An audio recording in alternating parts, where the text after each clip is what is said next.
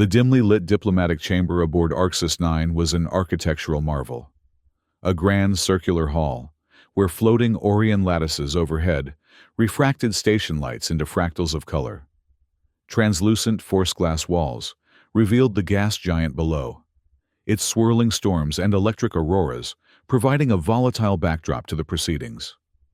10 species of delegates had arranged themselves according to ancient protocol, each delegation's seating reflecting millennia of careful diplomatic positioning.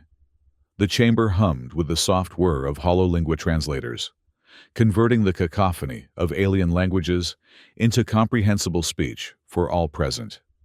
Dr. Elias Thorne sat alone in the back row, the sole human in a sea of extraterrestrial delegates. His presence was barely acknowledged officially, yet whispers traveled through the chamber whenever his gaze shifted. "The one to fear," they called him in hushed tones. His dark eyes missed nothing, scanning methodically across the assembly as negotiations over mining rights to the contested resource planet below intensified. Humans had been expelled from the Intergalactic Council a decade earlier, following the Sci-Tech scandal that had shaken galactic relations to their core.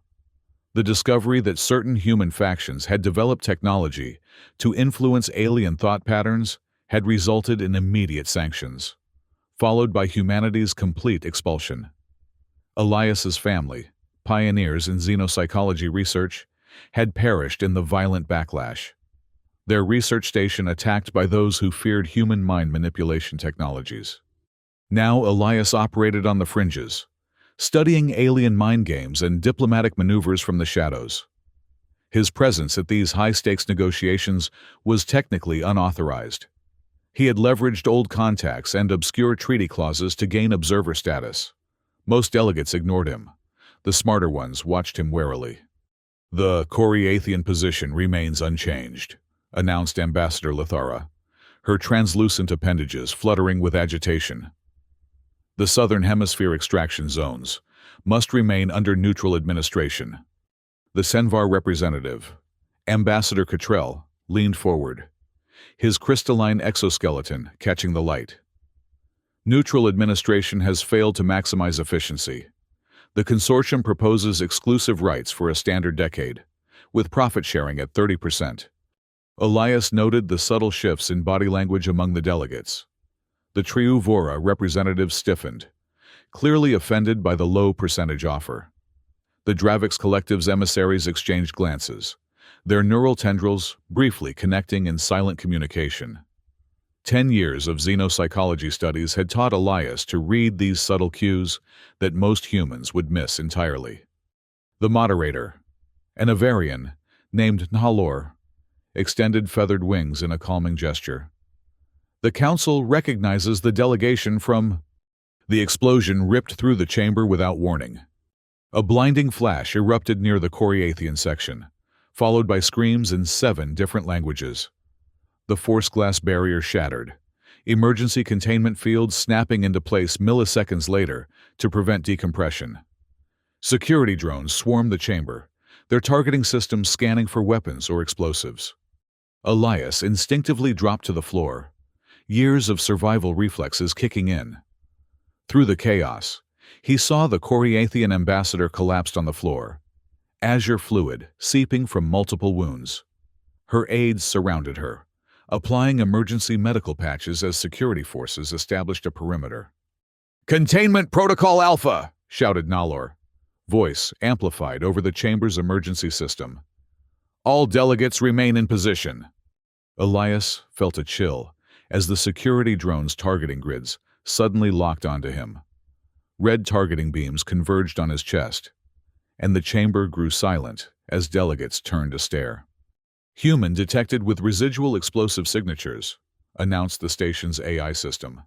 "Detained for questioning." "I knew it!" Cottrell's voice cut through the silence. "The human is an assassin!"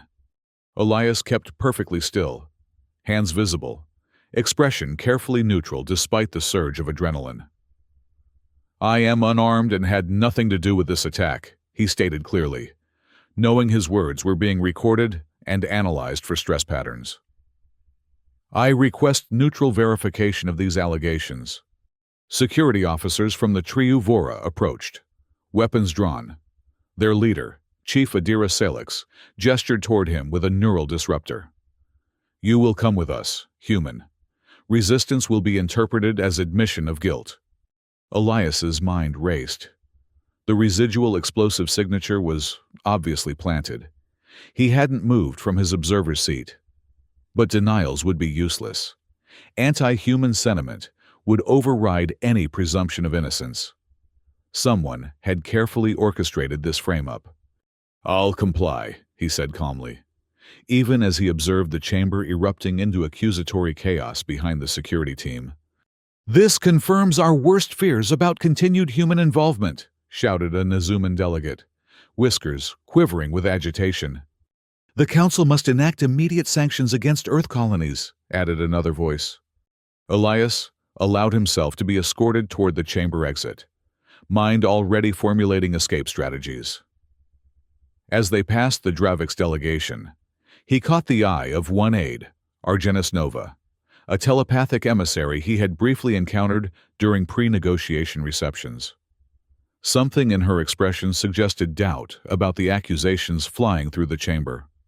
The security team led him through the ornate corridor, toward the station's detention cells. Elias noted camera positions, guard rotations, and the subtle irregularities in the station's internal security protocols. His years operating on the fringes of galactic society had taught him to spot weaknesses in even the most sophisticated systems. The evidence is conclusive. Human, Adira said, her scaled skin shifting color patterns that indicated deep suspicion. Explosive residue matches compounds developed in Earth's military research divisions. Too conclusive, Elias replied calmly, and too convenient. Someone wants interspecies conflict. Chief Celix. Have you considered why? Save your manipulations for someone susceptible to them, she hissed. But Elias caught the almost imperceptible pause in her stride. She was uncertain, if only slightly. They approached the security checkpoint that would lead to the detention block. Elias knew that once inside, his chances of proving his innocence would diminish dramatically. He had perhaps 30 seconds to act. Computer, he said clearly. Initiate visitor protocol verification Thorn Alpha 9. The station AI responded immediately. Visitor protocol verification initiated. Processing. Adira turned sharply. Silence, you have no authority to... Voice pattern recognized, continued the AI. Visitor status confirmed under Galactic Treaty Section 117.3, Subsection B regarding third-party observers. Detention requires formal charges and legal representation. It was an obscure treaty clause that Elias had spent years studying, a remnant from before the human expulsion that had never been formally removed from the AI's protocols. The security officers hesitated, looking to Adira for guidance. Override, she commanded. Security exception. Unable to comply, responded the AI. Treaty protocols supersede local security directives without formal council authorization. In that moment of confusion, Elias made his move. He pressed his palm against the nearest control panel, activating a sequence of commands he had prepared for emergencies. The corridor lights flickered, and the security doors ahead of them slid open. Station diagnostic initiated, announced the AI. All security partitions resetting. Lock it down, Adira shouted, but too late. Elias slipped through the momentary gap in security, ducking into a maintenance corridor as alarms began to sound throughout the station. He knew he had perhaps an hour before they tracked him down. Barely enough time to uncover who had framed him and why. The maintenance tunnels of Arxis 9 were a claustrophobic maze of conduits and cable bundles, designed for the station's maintenance drones rather than humanoid traffic. Elias crawled through narrow passages, guided by the mental map he had constructed during previous visits to the station. His xenopsychology specialty had always been supplemented by a practical knowledge of security systems, a necessary combination for survival in post-expulsion galactic society. 3 levels down. He paused at a junction to access a data terminal, using credentials that should have been revoked years ago, but had been carefully maintained through back channels. He pulled up the security feed from the diplomatic chamber. The assassination attempt had been precisely targeted. The Coriathian ambassador had survived, but was severely injured. More importantly, delegates were already preparing to depart the station, military vessels moving into position around Arxis 9. They're positioning for potential conflict, Elias murmured to himself.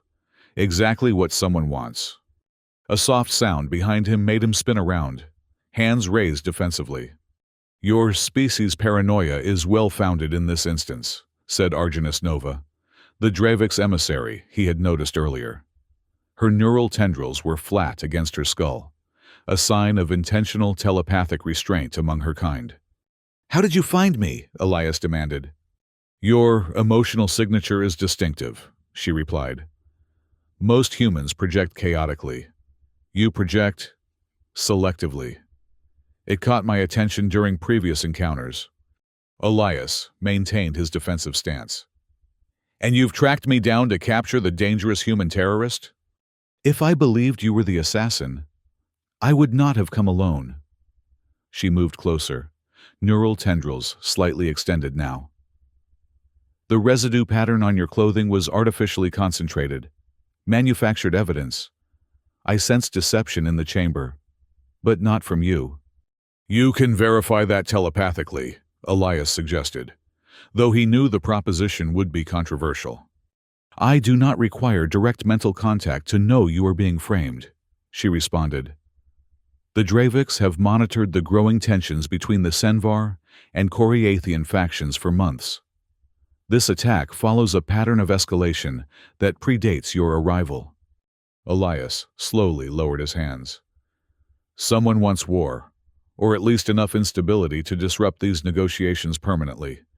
Yes, and they have selected an ideal scapegoat in the lone human, representative of a species already distrusted by the Council. I need to access the station's security archives, Elias said. The real assassin would have needed to plant explosive residue on my clothing. That means physical proximity within the past 12 hours. Argenis's neural tendrils rippled, her species equivalent of a nod. The station AI, Monet, controls all surveillance, but accessing central archives will alert security to your location. Not if we approach obliquely, Elias replied. Every AI has maintenance subroutines that operate semi-autonomously. We need a diagnostic terminal. They moved through the maintenance tunnels together, an unlikely alliance born of necessity. Argenis occasionally paused, neural tendrils extended, sensing for pursuit. Elias knew she was taking an enormous risk. Association with an accused assassin could destroy her diplomatic career. Why help me? He asked, as they descended to a lower maintenance level. Because I fear what comes next if the truth remains hidden, she replied simply. The Draviks remember the last interspecies conflict. We have no wish to witness another. They reached a small diagnostic chamber where multiple data lines converged. Elias quickly accessed the terminal, initiating a low-level systems check that would give him limited access to surveillance archives without triggering security alerts. There, he said after several minutes of careful navigation through the system. Corridor 17B, 4 hours before the negotiation session. Someone brushed against me during the preliminary reception. The grainy footage showed Elias conversing with a Nazuman delegate. In the background, a hooded figure briefly passed behind him, hand moving subtly toward his jacket. Magnify, Elias commanded. The image zoomed in, revealing a glimpse of crystalline appendage beneath the robe. Chenvar, Argenis observed, but not clear enough for identification. We need more, Elias agreed. Monet cross-referenced this individual's movement pattern through the station over the past 24 hours. The AI responded with unexpected cooperation. Cross-referencing complete. Subject identified as service personnel assigned to Ambassador Cottrell's delegation. Elias and Argenis exchanged glances. Cottrell, she whispered. the most vocal advocate for Chenvar control of the resource planet. "And the first to accuse me after the explosion," Elias added. "But we need concrete evidence. Something that will convince the Council." A sudden alert flashed across the terminal. "Security sweep in progress," announced Monet. "Maintenance level lockdown initiating." "They're closing in," Elias said. "We need to move." "Where?" Argenis asked. "The station is on full alert." Elias studied the station schematic on the terminal. "There's one place they wouldn't expect us to go. The damaged section of the diplomatic chamber. It's been sealed off for repairs, but the external maintenance airlock should be accessible. That area is exposed to vacuum where the force glass shattered," Argenis pointed out. "Exactly why security won't be concentrating resources there," Elias replied. "And it puts us close to Cottrell's delegation suite. If he orchestrated this, evidence will be there." They navigated through increasingly narrow maintenance passages as security alerts echoed through the station's communication system. Elias's name and image were being broadcast with warnings about a dangerous fugitive. Diplomatic vessels were demanding permission to evacuate their delegates. The situation was deteriorating exactly as the mastermind had planned. They reached the maintenance airlock adjacent to the damaged section of the diplomatic chamber. Elias accessed the control panel, overriding safety protocols. "We'll need environmental suits," he said, opening a storage compartment where emergency equipment was kept. As they donned the suits, a station-wide announcement reverberated through the corridors. "Attention, all personnel and delegates. Military vessels from 6 planetary systems have moved into defensive formations around Arxis 9. All diplomatic personnel are advised to prepare for potential evacuation. Security forces are authorized to use necessary force to apprehend the human terrorist." "We're running out of time," Argenis said, her voice distorted through the suit's communication system. Elias sealed his helmet. "Stay close to me. The repair drones have established a temporary path along the exterior hull. We can use it to reach the section adjacent to Cottrell's suite." The airlock cycled, exposing them to the vacuum of space. Elias stepped out first, magnetic boots securing him to the station's hull. The gas giant loomed enormous below them, its swirling storms casting an eerie light across the curved surface of Arxis 9. They moved carefully along the exterior, following the path marked for repair drones. The damaged section of the diplomatic chamber was clearly visible. A jagged hole where force glass had shattered, now sealed by emergency containment fields that shimmered with energy. "There," Elias pointed to an external access hatch 50 meters ahead. "That will give us entry to the residential section where Cottrell's delegation is housed." As they approached the hatch, a warning light flashed on Elias's environmental suit. Oxygen levels were dropping. A small puncture had compromised his air supply. He said nothing to Argenis, calculating that he had perhaps 15 minutes before hypoxia would set in. Enough time to reach their destination if they hurried. The hull beneath them suddenly shuddered. One of the temporary repair braces dislodged, sending a section of hull plating drifting into space. The path ahead was now separated by a 2-meter gap, a small distance under normal circumstances, but treacherous in zero gravity with magnetic boots. "We'll have to jump," Elias said, his breathing already becoming labored from the failing oxygen supply. "Your suit is damaged," Argenis observed, neural tendrils visibly pulsing even within her helmet. "I can sense your physiological distress." "No time to return," Elias replied. "On 3, 1, 2. He disengaged his magnetic boots and pushed off, propelling himself across the gap. For a terrifying moment, he floated above the abyss, the vast curve of the gas giant filling his vision. Then his hands grasped the edge of the remaining hull section. He secured his boots to the surface and turned to signal Argenis. She made the jump more gracefully, her species naturally more adapted to zero-gravity movement. Together, they continued toward the access hatch, Elias fighting against growing lightheadedness as his oxygen levels continued to drop. They reached the hatch, and Elias entered the emergency override code. The outer door slid open, allowing them to enter the small airlock. As pressure normalized, they removed their helmets, Elias gratefully gasping the recycled station air. "Your determined pursuit of truth despite personal danger is unexpected," Arjunus commented. "It contradicts common perceptions of human behavior since the Sci-Tech incidents. Perceptions created by those who benefit from human exclusion," Elias replied, removing the damaged environmental suit. "The scandal that exiled us was real, but the response was orchestrated by those who feared human potential." They exited the airlock into a service corridor adjacent to the diplomatic residences. According to the station schematic, Cottrell's suite was 2 sections ahead. Security would be concentrated at the main entrances, but the service corridors might still offer access. As they approached, Elias's communication device, still linked to the station's information network, displayed an urgent update. The Coriathian ambassador's condition had worsened. Military vessels were powering weapon systems. The Council had issued an ultimatum: deliver the human assassin within 1 hour, or face the consequences. "We need to move faster," Elias said, studying the service corridor layout. "There should be a maintenance access panel that leads directly into Cottrell's suite." They located the panel, and Elias worked quickly to bypass its security.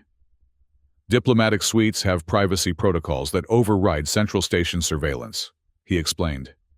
"If Cottrell is behind this, evidence will be where Monet cannot observe." The panel slid open, revealing a small access tunnel. They crawled through, emerging behind an ornamental partition in Cottrell's private chamber. The suite was empty, but evidence of recent occupation was everywhere. Data terminals still active. Personal items arranged on crystalline furniture designed specifically for Senvar physiology. Elias moved directly to the primary data terminal, while Arjunus examined the room for physical evidence. "Security protocols are sophisticated," Elias murmured, fingers dancing across the interface. "But there's always a backdoor if you understand the psychology of the user." Cottrell, like most Senvar, would prioritize hierarchical access patterns, passwords and security measures that reflected their crystalline neural structures. Elias applied his xenopsychology expertise, attempting combinations based on Senvar thought patterns. "Here," Arjunus called softly from across the room. She had discovered a hidden compartment in the wall, revealing a small device. "This appears to be a modified neural inhibitor, Senvar technology designed to disrupt telepathic communication." Elias examined it carefully. "It's been reconfigured. This isn't just a defensive measure. It's designed to actively project false emotional signatures. It could make anyone appear guilty to telepathic scans." "A tool to frame you more convincingly," Arjunus agreed. Elias returned to the data terminal, renewed determination focusing his efforts. Finally, the security yielded. "I'm in," he announced, quickly navigating through encrypted files. "Here, communications with a group calling themselves the Null Tongue. They're a splinter faction within the Senvar Consortium. Their goal is to secure exclusive mining rights to the resource planet." "How does assassinating the Coriathian ambassador accomplish this?" Arjunus asked. "It doesn't. Not directly. But creating a diplomatic crisis focused on human aggression." Elias continued searching through the files. "Here it is. Detailed plans for a 3-phase strategy. First, frame a human for the assassination attempt. Second, exploit the resulting chaos to block the neutral administration proposal. Third, position Senvar forces as the only viable security option for the resource planet, while other species are distracted by the human threat." "We need to get this evidence to the Council immediately," Arjunus said. "Not possible," Elias replied grimly. "Cottrell controls the current communication channels to the Council chamber. We need to go directly to the source." "The AI core," Arjunus realized. "If we can access Monet's central processors, we can broadcast the evidence to all delegates simultaneously." Elias finished. "But the core will be heavily guarded now. They collected the neural inhibitor and downloaded the incriminating files before returning to the service corridor. Security alerts continued to echo through the station, now reporting that military vessels had armed weapon systems. The ultimatum had been shortened to 30 minutes. "The nearest access to Monet's core is through the central security hub," Elias said, as they moved through the service corridors. "Heavily guarded, but also our only option." "I can create a telepathic diversion," Argenis offered. "Momentary confusion among the guards might give us an opening." They approached the central security hub carefully. As expected, multiple guards were stationed at all entrances. Elias spotted Adira Salix among them, her scaled skin now showing the deep crimson patterns of battle readiness. "Ready?" he whispered to Argenis. She nodded, neural tendrils extending to their full length. Closing her eyes, she focused her telepathic abilities toward the security team.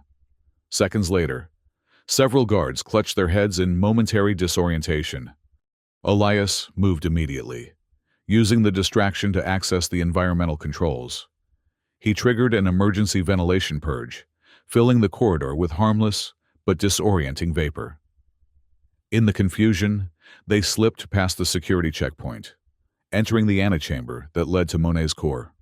"Intruder alert," announced the AI system. "Unauthorized access to core antechamber." "Monet!" Elias called out clearly. "Execute diagnostic protocol Thorn Epsilon 3. There was a pause. Then, "Diagnostic protocol accepted. Warning, security override in progress." The final door to the AI core slid open, revealing the massive crystalline structure that housed Monet's primary consciousness. The room pulsed with energy, data streams visible as colored light patterns flowing through transparent conduits. They had barely entered when the door behind them slid open again. Ambassador Cottrell stood there, flanked by two Senvar security officers. In his crystalline appendage, he held what Elias immediately recognized as a mind shard grenade, a banned weapon designed to fragment telepathic consciousnesses. "The fugitive human and a traitorous Dravix." Cottrell's voice resonated with artificial calm. "How convenient to find you both accessing restricted systems. Further evidence of your collaboration in this terrorist plot."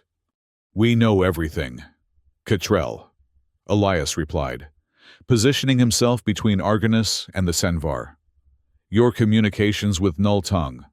Your plan to manufacture a diplomatic crisis. Accusations from a member of a species known for deception." Cottrell responded dismissively. "Who will believe you? In moments, military action will commence, and the resource planet's fate will be decided under Senvar protection." "Unless the truth is revealed first," Elias said, edging closer to Monet's primary interface. Cottrell raised the mind shard grenade. "Neither of you will leave this chamber alive. Your deaths will be attributed to a suicide pact. Final proof of your guilt." "Monet!" Elias called out. "Security breach protocol. Initiating emergency holostream." "Unable to comply," responded the AI. "Administrative override in effect?" Cottrell's crystalline features arranged themselves into the Chenvar equivalent of a smile. "I control Monet now. All communication channels are locked." Elias exchanged a quick glance with Argenis. They had prepared for this contingency. While Cottrell had focused on controlling official channels, he had overlooked the maintenance subroutines that Elias had accessed earlier.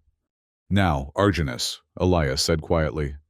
She extended her neural tendrils to their full length, establishing a direct telepathic link with Monet's crystalline structure, something normally impossible due to the AI's security protocols, but momentarily viable through the diagnostic mode Elias had activated. Cottrell recognized the danger too late. "Stop her!" he commanded his security officers. Elias moved to intercept them, using techniques honed during years on the fringes of galactic society. He wasn't a trained fighter, but desperation and knowledge of xenophysiology gave him advantages. He struck precisely at vulnerable points on the Senvar exoskeletons, temporarily disorienting them. Cottrell raised the mind shard grenade, but Elias had anticipated this. He triggered the modified neural inhibitor they had taken from Cottrell's quarters, directing its pulse toward the ambassador. The device momentarily disrupted Cottrell's neural patterns, causing him to hesitate. Meanwhile, Argenis maintained her telepathic connection with Monet, overriding the administrative blocks Cottrell had established. The AI's systems responded, communication channels reopening one by one. "Monet!" Elias called out, dodging a blow from one of the recovered security officers. "Access file sequence Alpha 7 from my personal data cache. Broadcast to all diplomatic channels." "File access granted," responded Monet. "Broadcasting initiated." Cottrell recovered from the neural disruption, rage distorting his crystalline features. "You cannot stop what has been set in motion. Human!" "I already have," Elias replied. "Look." The holographic displays throughout the chamber activated, showing Cottrell's secret communications with Null Tongue, now streaming to every delegation on Arxis 9. His detailed plans for manufacturing the crisis, the modified neural inhibitor specifications, the orders to plant explosive residue on Elias, all exposed for the Council to see. Cottrell roared in fury, hurling the Mind Shard grenade directly at Elias. Time seemed to slow as the banned weapon arced through the air. Elias knew he couldn't avoid it completely. He lunged sideways, but the grenade detonated before it reached him. The psychic shockwave struck both Elias and Argenis, sending waves of disorienting pain through their minds. Elias fell to his knees, fighting to maintain consciousness as fragmented thoughts and memories threatened to overwhelm him.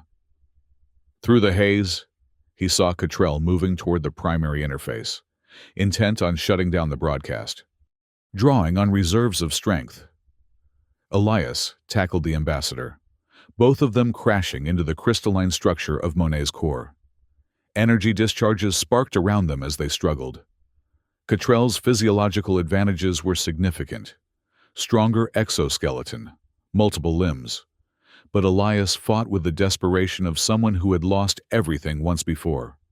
"Your species deserves extinction," Cottrell hissed, crystalline appendages tightening around Elias's throat. "The Sci-Tech scandal was merely the beginning. We will ensure humans remain outcasts forever." Despite the oxygen deprivation, Elias noticed something significant in Cottrell's words. "We," he gasped. "You were involved in the original scandal?" Cottrell's crystalline features shifted in what Elias recognized as surprise, a momentary revelation that confirmed his suspicion. The ambassador had inadvertently revealed a deeper conspiracy. Before Cottrell could respond, Argenis had recovered enough to focus her telepathic abilities.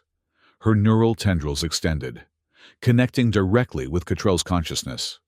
The Senvar ambassador screamed as his mental barriers were bypassed. "Monet!" Argenis called out, voice strained with effort. "Record neural imprint. Verification protocol." "Neural imprint recording," confirmed the AI. "Subject: Ambassador Cottrell, Senvar Consortium. Detecting unauthorized memory patterns. Cross-referencing with historical records." Cottrell released Elias, clawing at his own crystalline head structures, as if trying to physically repel Argenis's telepathic probe. "Stop this! You have no authority!" "Verification complete," announced Monet. "Neural patterns confirm subject involvement in events preceding the human Sci-Tech scandal. Records indicate deliberate provocation and evidence manipulation." "Broadcast confirmation!" Elias gasped, struggling to his feet. The holographic displays updated, now showing not only Cottrell's current plot, but also his historical involvement in the events that had led to humanity's expulsion. The conspiracy that had cost Elias his family and his species their place in galactic society was finally being exposed. Cottrell made a final desperate lunge toward Monet's control interface, but security forces, led by Adira Salix, burst into the chamber, weapons aimed at the ambassador. "Ambassador Cottrell," Adira announced formally. "You are detained under council authority, pending investigation of conspiracy, assassination attempt, and historical crimes against multiple species." Elias leaned against the wall, exhaustion and the lingering effects of the mine shard grenade making it difficult to stand. Argenis moved to support him, her own neural tendrils withdrawn and subdued after the telepathic exertion. The evidence has been transmitted to all council delegates and their respective governments. Adira continued. Military vessels are standing down.